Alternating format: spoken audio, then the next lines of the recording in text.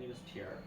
In the following video, I'll be sharing with you my perspective on yoga and include a few asanas or poses with which you can start your own practice. One of the first important aspects of doing yoga is coming back to your breath. So even now, I'm taking a moment to breathe and be aware of what thoughts and emotions are arising within me. It's not just about doing yoga when you're doing the poses, but when you go about your life off the mat, you want to bring about the same kind of focus and clarity as best you can, because it's not about perfection, with all areas of your life, not just with doing yoga.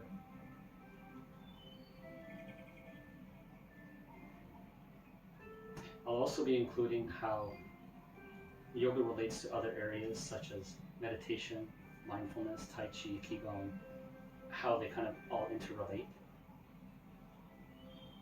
and how it makes a difference in your life by doing these things, not just physically, but also mentally and energetically.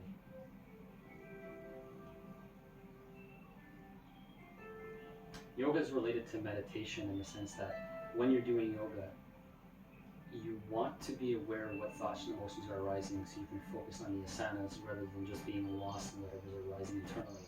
When you're meditating, it's the same idea where you're trying to be aware of what's arising and stay as the presence that you are, the one who sees these things arising. While meditation tends to sometimes lean towards being silent inwardly, which can have great benefit to improving your mental life, energetic life, and all the other areas of your life, yoga, you're not necessarily looking to necessarily be clear inwardly. You're just trying to be aware of what's arising in each moment. Mindfulness has the same idea as meditation and yoga, where mindfulness can be described as if you're doing dishes, you want to be present with the dishes, you're doing the dishes. You can be aware of what thoughts are arising, see them, come back to doing the dishes. Yoga is the same thing. You're doing your poses, you come back to doing your poses. So mindfulness is just another way of saying staying focused and staying present in each moment. Tai Chi and Qigong are other areas that people develop as a practice to move their physical bodies, and it's more related to the energetic body. So if you're doing Tai Chi and you're doing motions, and people do all kinds of like these motions of moving through, there's no perfect way of doing it. Our bodies are not just physical, there's an energetic body. It can be related to how the earth has a magnetic field. Our body has a kind of a magnetic energetic field, which are both actually related to each other. And based on how healthy the energetic field is, our bodies follow suit with what our energetic body, what it's like. So if we want to release certain patterns, if we want to heal certain aspects of our life, by improving not just the physical, we're improving all areas of our life, including our physical, and how we relate to life around us. Coming back to my breath again.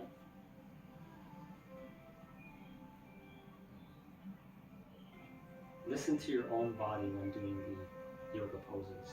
If I'm sharing a way of doing yoga, if you're hearing from someone else the best way of doing yoga, listen to your own body. So if you're finding something too difficult, don't do more than you feel comfortable. If you're doing a pose like bending forward, don't bend forward more than you feel comfortable. Bend more, and you can kind of like move a little bit. You can go down and focus more on stretching. I used to overextend, really push into the pose. And there's nothing wrong with that, but it did cause problems in my lower back at some point. So I had to learn to counter, or find ways to not try so hard. If I did, I had to find a way to counter it so I don't hurt my lower back. So there's no perfect way of doing it. Each person develops their own way of doing it. Don't listen to just one way. You have to listen to your own body and what feels right for you. Another very important aspect of yoga is you have to enjoy the process. You have to enjoy what you're doing. You can do the poses and feel forced into it because you're trying to improve your health. And there's nothing wrong with that. But if you bring joy to what you're doing, you improve greatly how much more you're going to be able to bring that every day to your life instead of just once in a while. You're going to be able to develop the practice on a daily basis instead of just once in a while. If you were just forcing it and do an hour a day and you were just making it too pushing it too much, then you might end up being discouraged after a few days. So that's the other thing I wanted to mention is start with 5 minutes a day. Do it patiently. Develop your pose patiently. If you do 5 minutes a day, you'll be less inclined to be discouraged. You develop the pattern. So after a couple of weeks, you'll find it easier to do 5 minutes a day, and it affects all areas of your life. You have gradual changes, not just in how you're developing your practice, but it helps you improve reading habits, ways of thinking. If you have certain patterns internally you're trying to transform or develop or remove, addictions, yoga can help to bring about a better balance and a better stability so that you can make the changes that you wish to make in your life, not just within your yoga practice. The other thing that's really important too, I find, is no matter where you are in your yoga practice, I've been at it for 14 years now roughly, and I've been doing it pretty much every day, is come back to simplicity. The term beginner's mind comes up that I've heard before, and no matter where you are, if you're doing really intense poses, come back to the beginner's mind. You're always learning. You're always right back to the beginning again.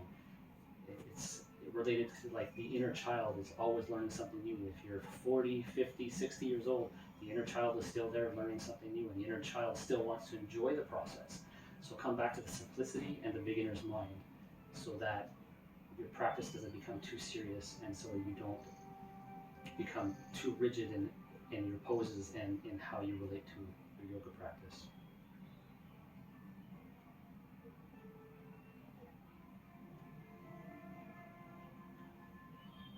So now I'm going to do the sun salutation. I'll do the basic just one time in the way it feels right for me. You can do them, say, 3 to 5 times to do your 5 to 10 minutes a day, whatever feels right for you. But I'm just going to share my basic routine of the sun salutation, which is a few countering poses, which I'll describe in a moment what that means. And I won't speak during, but then I'll give you a brief description of how I felt during and how these poses can be developed over time as well. So this is the basic routine. Don't worry about how perfect it's coming out. I'm just going with what arises for me as I normally do my yoga in my own space.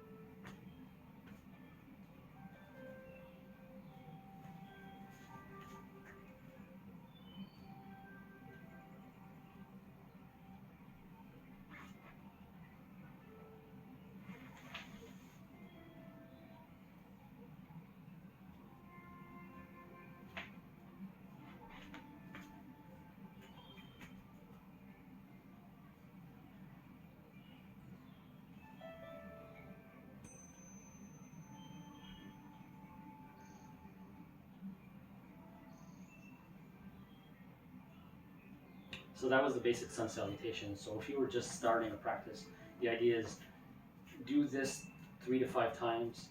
3 times is fine. If you want to do it daily, which is the idea, so you can develop a pattern, keep it short. 1 time, 3 times, and then do this daily, and after a week, you'll add a pose or 2. Now, one really important thing about yoga is it's all about, I'm doing a bit of Tai Chi, which is moving through my energetic body, countering poses. I go one way, I go the other. And then there's the difference between strength and flexibility. So you could be doing a pose, and you're focusing on the strength side of it. I'm holding the pose with strength, and then I can do a counter pose, which is the kind of does the opposite, bending my back. And then one that's more flexible. So I can do strength, or I can do one that's more flexible.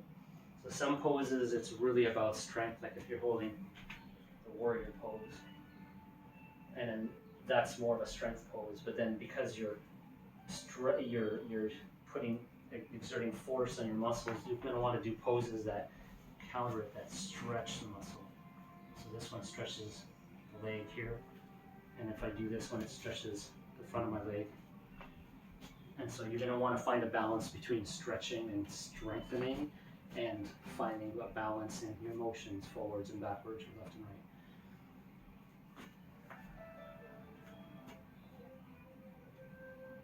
So in this first video, I just kind of described my perspective on yoga, how it relates to different areas, and how to keep focused and centered so you can keep the practice going daily. In future videos, I'll be more sharing possibly the basic sun salutation with one or two extra poses, and try to keep it as simple as possible so anybody who is starting for the first time isn't quickly overwhelmed by the changes or the amount of time they try to put into it. Keep it simple. Come back to just keeping it simple. If all you do every day is just motions of Tai Chi or just moving around like this, that's fine. One thing I used to do often, and I still do at times, is if after eating supper or from watching a movie, I'll watch another 20 minutes of the movie, because I don't watch the whole movie usually, and I'll stand up and I'll just do motions of like moving my arms around while watching the TV, and or just whatever comes up intuitively. It doesn't have to be, so if I'm doing a yoga pose, if I'm doing a tree pose, I could do this, and it's really strength, or I could just kind of like, I don't know, I'm kind of doing tree pose, it doesn't matter. So it's like, don't overthink it. You can do the pose as perfectly as possible, or you can just kind of go loose and just go with what arises, and it's all perfect. It's not about perfection, it's just about enjoying it, and remembering that it's not just about doing yoga on the mat and about physical, it's also about your mental state, it's about your energetic state, how you're relating to yoga on and off the mat, and how you're relating to life around you in general, as we're all connected as one. I hope this video was helpful. Thank you for listening.